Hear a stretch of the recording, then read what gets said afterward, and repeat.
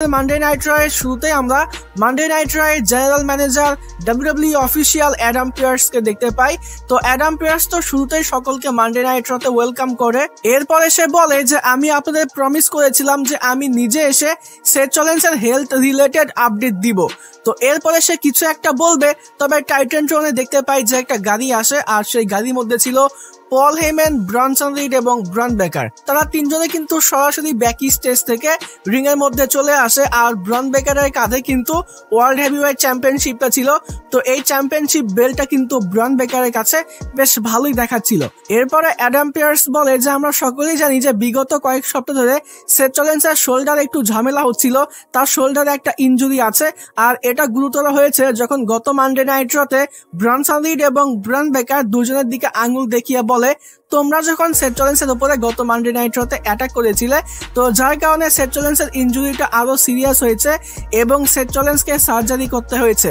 আর ডাক্তাররা জানিয়েছে এই সার্জারি করার কারণে সেথ রলিন্সকে এখন বেশ কয়েক মাস রেস্টে থাকতে হবে, যার কারণে সেথ রলিন্স এখন আর ওয়ার্ল্ড হেভিওয়েট চ্যাম্পিয়ন থাকতে পারবে না। তো সেথ রলিন্সের কাছে এই চ্যাম্পিয়নশিপ বেল্টটা তো এখন বিলং করে না, তবে ব্রন বেকার তোমার কাঁধেও কিন্তু এই টাইটেলটা মোটেও বিলং করতেছে না। তবে এই চ্যাম্পিয়নশিপটা কিন্তু এভাবে ফেলে রাখতে পারি না, আর এই চ্যাম্পিয়নশিপটা কিন্তু তোমার কাছেও মানাচ্ছে না। আর তাছাড়া সিএম পাঙ্ক কিন্তু অলরেডি এই চ্যাম্পিয়নশিপের জন্য নাম্বার 1 কন্টেন্ডার হয়েছে। তো আমরা নতুন একজন চ্যাম্পিয়ন ক্রাউন করতে চাই, যার জন্য একটা ব্যাটেল রয়্যাল ম্যাচ রাখা হয়েছে, একটা ব্যাটেল রয়্যাল টুর্নামেন্ট রাখা হয়েছে। আর এটা কোথায় হবে জানো? এটা হবে আজকের মানডে নাইট রতেই। এরপরে সে ব্রন বেকারকে বলে যে তুমি এই চ্যাম্পিয়নশিপ বেল্টটা আমার কাছে হ্যান্ড ওভার করো।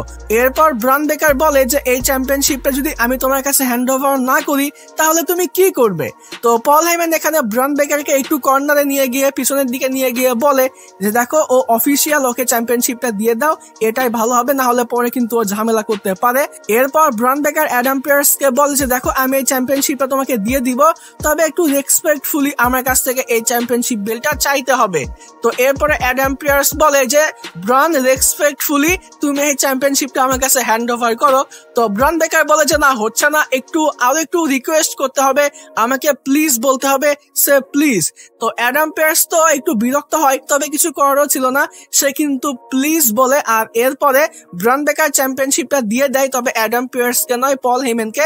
আর পল হেইম্যান অ্যাডাম পিয়ার্সকে সেই চ্যাম্পিয়নশিপটা দিয়ে দেয়। অ্যাডাম পিয়ার্স চ্যাম্পিয়নশিপটা নিয়ে সেখান থেকে চলে যায়। এরপরে পল হেইম্যান কথা বলতে শুরু করে। পল হেইম্যান বলে যে আপনাদের সকলেরই প্রশ্ন আমি কেন সেথ রলিন্সের সঙ্গে এমনটা করলাম, আমরা কেন সেথ রলিন্সের উপরে অ্যাটাক করলাম।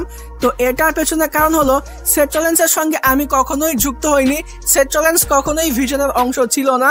আমি শুধুমাত্র সেথ রলিন্সকে ব্যবহার করেছি রোমান রেঞ্জের থেকে পিছু ছাড়ানোর জন্য, রোমান রেঞ্জের কাছ থেকে সরে আসার জন্য।